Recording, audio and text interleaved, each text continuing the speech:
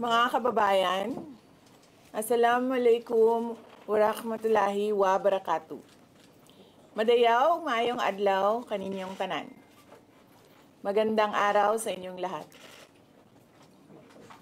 Sa mga nakaraang araw, marami ang humihingi ng reaksyon, komento o damdamin. Damdamin ko sa issue ng impeachment na naihain laban sa akin. Sa kabila ng aking mga naging pahayag ukol sa planong impeachment sa mga nakaraan na buwan, ang tanging masasabi ko na lamang sa puntong ito ay God save the Philippines.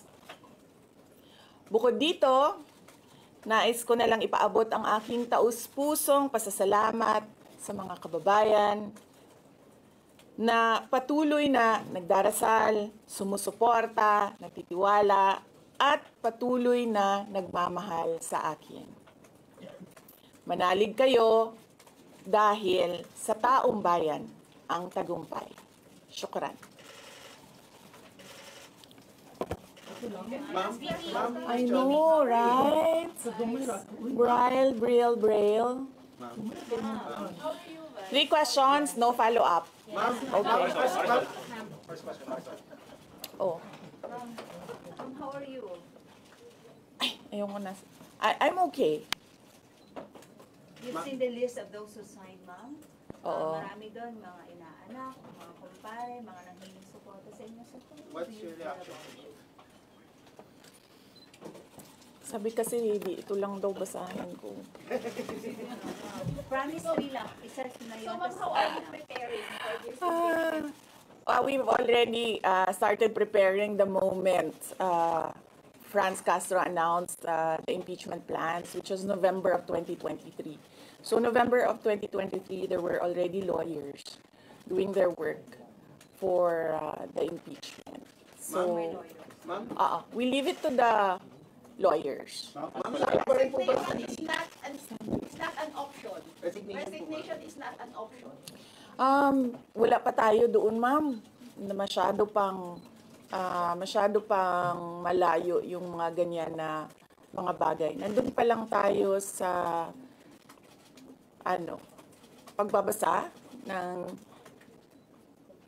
Actually, ma'am, wala pa tayo doon dahil yung mga abogado lang yung nagtatrabaho. Hindi ko talaga alam kung anong ginagawa nila. But I have a meeting with them. Going back to the president, the president said he has nothing to do with the impeachment. Do you believe that? I do not want to answer that question. Next. Ma'am, confirm po ba na si dating Pangulong Rodrigo Duterte ay isa sa mga abogado niyo para sa impeachment? I do not want to answer that question. Yes, ma'am. Nakikita niyo po ba na may hahalin tulad ng sitwasyon ngayon ng bansa sa 1984 ni George Orwell? I do not want to answer that question. Last. Na yung mga kaalyado, nanghiling suporta, mga inaanak, mga kumpare, kumari sila yung mga pumirma sa inyo. Paniwala ko lang, no, if you have to explain or defend your signature in a yes petition for impeachment, then you feel that you have done something wrong. Kasi kung wala ka namang ginawang mali, bakit mo i-defend yung pirma mo? So yun yung paniwala ko. Okay. Ma'am, naniniwala po ba kayo na may gumalaw po for the impeachment? May gumalaw po na parang money involved? I do not want to answer that question. Yes. Ma'am, will you be endorsing senators, lalo na po sa PDP slates, especially that may possibility na mag-overlap yung trial sa next Congress? Hindi pa namin napapag-usapan kung ano yung gagawin ko for the upcoming campaign and election. Pero nasabi ko na noon na patuloy yung trabaho namin, and isa sa mga trabaho namin ay gusto namin tumulong sa Commission on Elections in voter education, particularly yung wag mo ibenta yung boto mo, wag gumamit ng dahas during campaign and election day, yung mga ganon. Ma'am, payo niyo lang po sa ating mga kababayan sa nangyayari po ngayon sa ating bansa. Yes, sabi ko nga kanina sa statement ko sa ating mga kababayan na patuloy na sumusuporta, nagmamahal, nagdarasal, napakahalaga nun, ay manalig lang sila dahil sa taong bayan ang tagumpay. Bibing, anong nag-blooming daw patapos na mo yan? Nganong naa ka diri sa Manila na taga Davao man ka?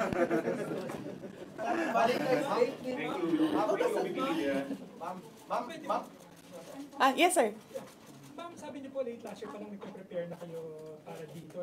Pwede mo i-brief na kung right now po after i-transmit sa Senate, saan na po yung preparation? May legal team na po ba and nasaan na po? Well, may meeting kami mamayang hapon dahil nag-meeting sila kahapon. Hindi ako sumali, so merong briefing, legal briefing mamaya ang mga lawyers. So I will know more this afternoon. Can you name some of the prominent members of your legal team? Pakikita nyo na yan pagpasok nila ng kanilang entry of appearance. Ma'am, tuloy po ang trabaho kahit may pinaghahandaan po kayo impeachment. Yes sir, opo. Kakatapos lang po ng planning conference ng Office of the Vice President. So we did it last Tuesday, Wednesday, and Thursday para po sa 2025 and 2026. So for 2025, may mga maapektuhan ba na programs ng OVP?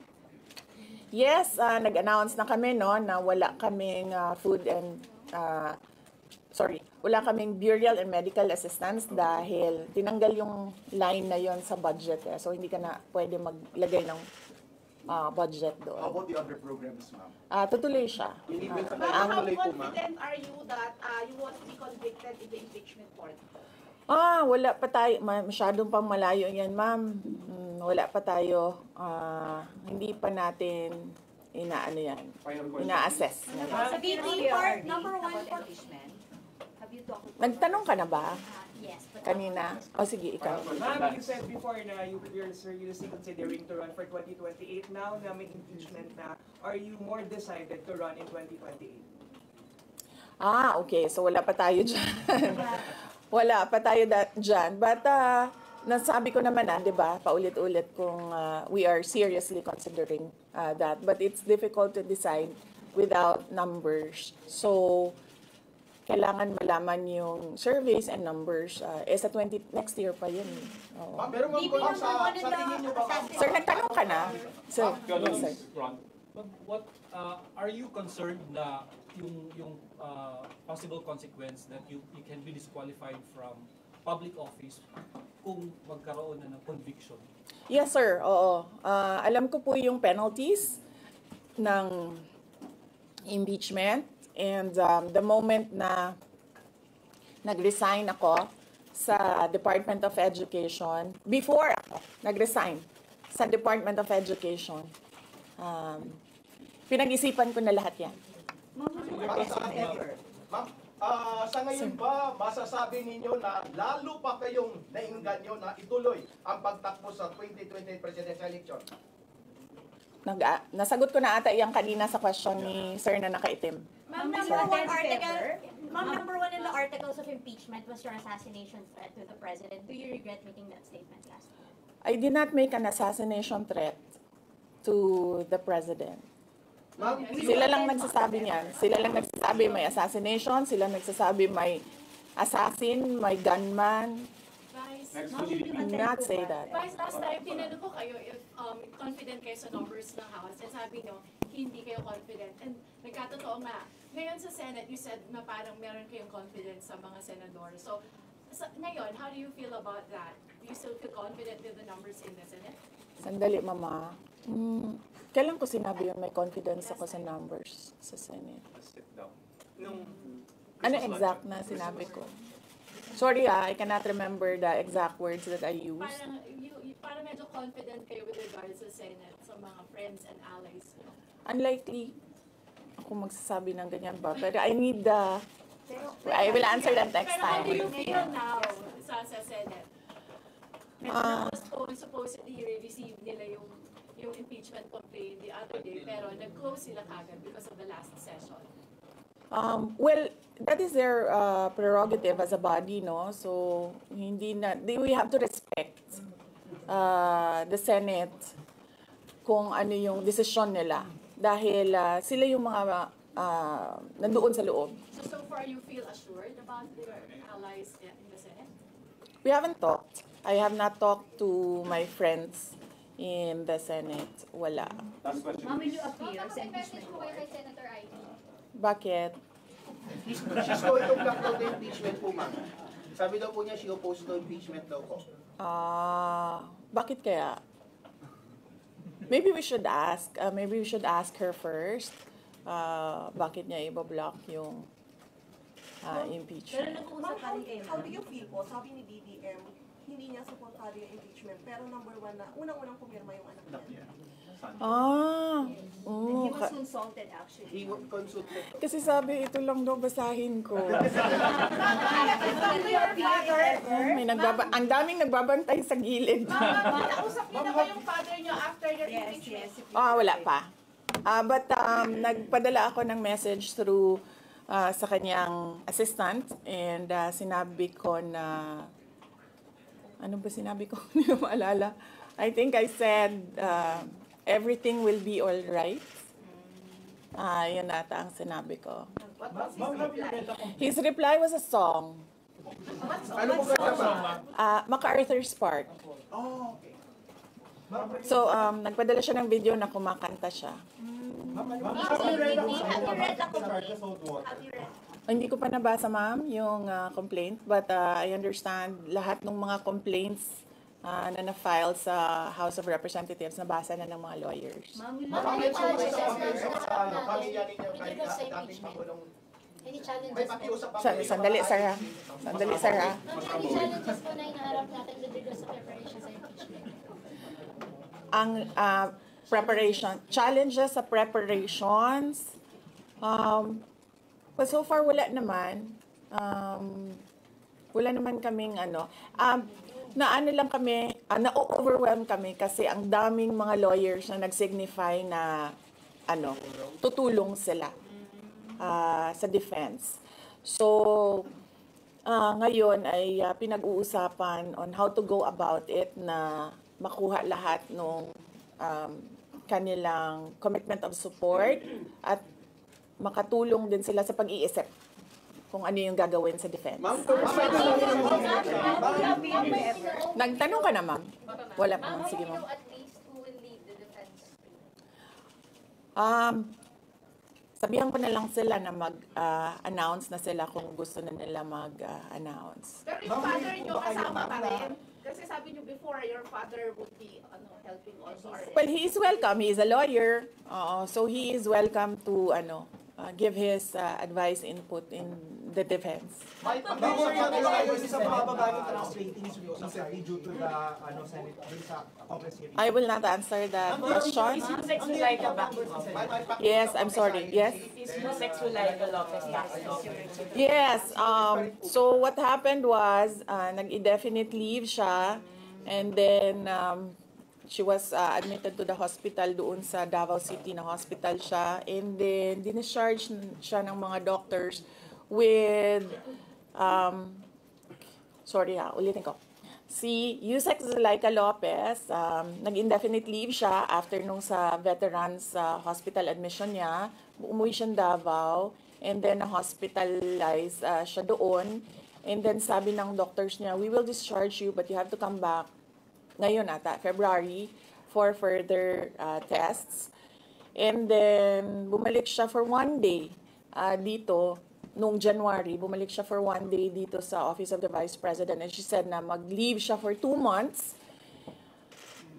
And then I said yes, take the time that you need for your health. And then after a week, bumalik siya. Noong January, after a week, bumalik siya dito, and then she said, hindi ako mag-leave. So sabi ko, okay, welcome back. Ma'am, kamusta po sa INC? Meron ba pakikipag-usap kayo sa INC? Dahil sila po yung nag-rally against para wag ituloy yung impeachment. Hindi pa po kami nagkausap ng INC, sir. Pero nagpapasalamat po ako sa INC at sa buong sambayanan sa kanilang pananawagan ng kapayapaan. Ma'am, kamusta po ang You staff think you ng have numbers in Senate? Nagtanong ka na, sir? Not yet Dapat, po. sir. You think you have the numbers in the Senate to be acquitted? Hindi ko masabi yan ngayon, sir. Wala pa kami dyan. Ma'am, Nagtanong ka na, ma'am. Wala pa. Ma'am, would you consider former President Duterte to be your lead defense? He will, maybe if he wants to, he can be part of the defense team. But because of his age and because of rigorous preparations in an impeachment case, baka sabihin ko sa kanya na wag na lang siyang mag-lead dahil medyo may edad na si former President Rodrigo Duterte. He's already 80 years old this Ma'am, year. kamusta po ang staff ng OVP after they heard about the impeachment po, ma'am? Ano po naramdaman po nila na when you were impeached by the House? Ano po naramdaman ng staff ng OVP in general? Are they sad? Are they worried po ba, ma'am? Hindi ko alam nila na pinagtatawanan lang nila ako dito sa gilid kasi hindi daw ako sumunod. Sabi, basahin lang daw talaga ito. Ma'am, you will appear sa impeachment court, ma'am, if ever. Ha? Will you appear sa Okay. Kung pwede namang hindi, and I understand, pwede naman. Hindi na. Oo. Kasi baka ma-intimidate lang sila lahat sa presence ko doon. May mga plano po ba kayo para itulak ang pag-audit, lalo na po sa mga kongresista natin na ginagamit ang pera o pondo ng gobyerno para sabdak propaganda against you? Hindi ko na muna sagutin yung tanong na yan ngayon, ma'am. Doon muna tayo sa God Save the Philippines. So ma'am, will you dissuade or encourage your supporters in case they would go sa street to rally? Sa panahon ngayon, ma'am, na sobrang mahal ng presyo ng mga bilihin, lalong-lalo na ng pagkain, sasabihin ko sa mga supporters sa taong bayan na unahin muna nila ang trabaho and negosyo nila kesa sa mag-rally sila sa mga daan. Dahil marami o lahat tayo breadwinners. So merong mga bata or merong mga kapamilya na nagdedepende sa atin.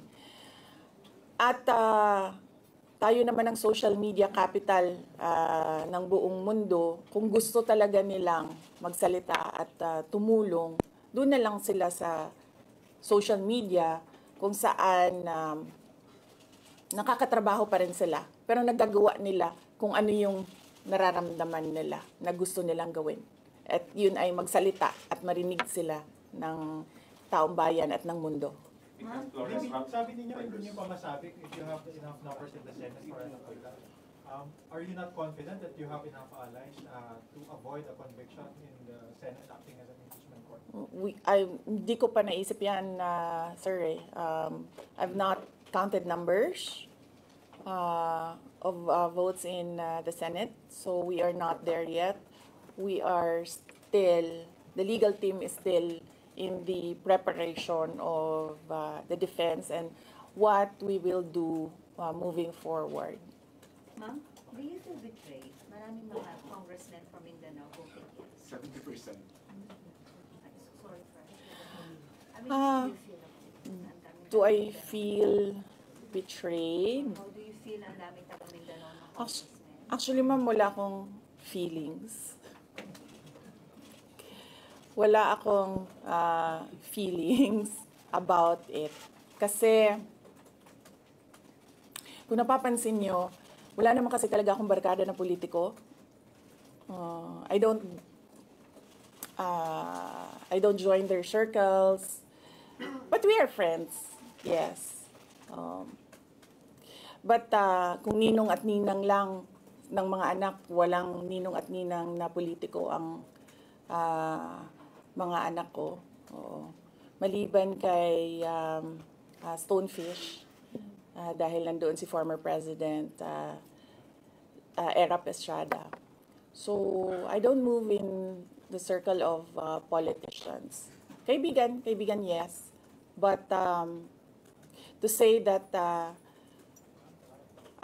meron akong close relationship, personal relationship with them, wala naman. Kaya siguro, ganyan din siguro kadali sa kanila ang magdesisyon about the impeachment. Kasi wala naman talagang something that is worthwhile sa aming pagiging magkaibigan. Last question. Ma'am, last on impeachment, nagkaroon po ba kayo ng prior information na may impeach kayo sa House on their last session day? Or may nag-PM ba sa inyo? Naka-receive po ba kayo or may nag-tip sa inyo? Yes. Oo. Si JC.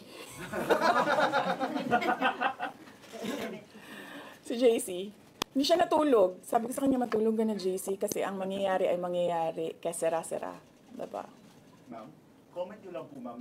Alam ko matagal na ito, but the QC Prosecutor's Office ibinasura yung patong-patong na kaso against you. Yes. What was your initial reaction about that? And second po, any updates sa security details natin, ma'am? Tuloy po ba yung pag-hire po natin ng private security? Hindi ko nasasagutin yan, ha? Dun lang tayo sa God Save the Philippines. Ma'am, Okay. last na lang po ma'am on my end. Ma'am, you said God save the Philippines. Gaano na po kalala ang problema ng Pilipinas ever since na nagkaroon ng issue na ito? Nagkaroon ng issue sa impeachment na ito? Parang ano po yung nakikita yung problem sa Philippines ngayon at bakit nila inuna itong impeachment na ito? Gaano kalala ang Pilipinas na pag-iwanan na tayo ng panahon at ng ating mga kapitbahay dito sa region at napag-iwanan na tayo ng mundo. Malala siya since na nagkaroon ako ng understanding. Kasi 1990s, tapos 1990s, magulo. Well, sa amin, magulo, sa Mindanao. And then, ngayon, nagbabadya ang gulo sa Mindanao. So, parang wala namang nagbago. So, malala. Sobrang malala. Dahil kung nakakausap mo yung mga tao na arawan yung kanilang sweldo, yung pera nila hindi na talaga sapat para sa pagkain, para sa kuryente, para sa bahay, para sa tubig, para sa pag-aaral ng kanilang mga anak. At kung basehan natin yung pag-alis ng mga Pilipino sa sarili nilang bansa ay sobrang malala dahil sobrang dami ng ating mga kababayan ang pumupunta, nakikipagsapalaran sa ibang bansa dahil wala silang makita na pag-asa, wala silang makita na oportunidad dito sa ating bayan. Kaya parang nakakaawa na tayo dito sa loob at nakakahiya yung estado natin kapag iniligay mo siya in a global stage na kung saan pinapanood tayo ng ibang mga lahi at ibang mga bansa. And because of that, ma'am, And because of that, tapos na tayo. you will run for presidency because of that. Diba? Maraming salamat sa oras ninyo. Magandang umaga.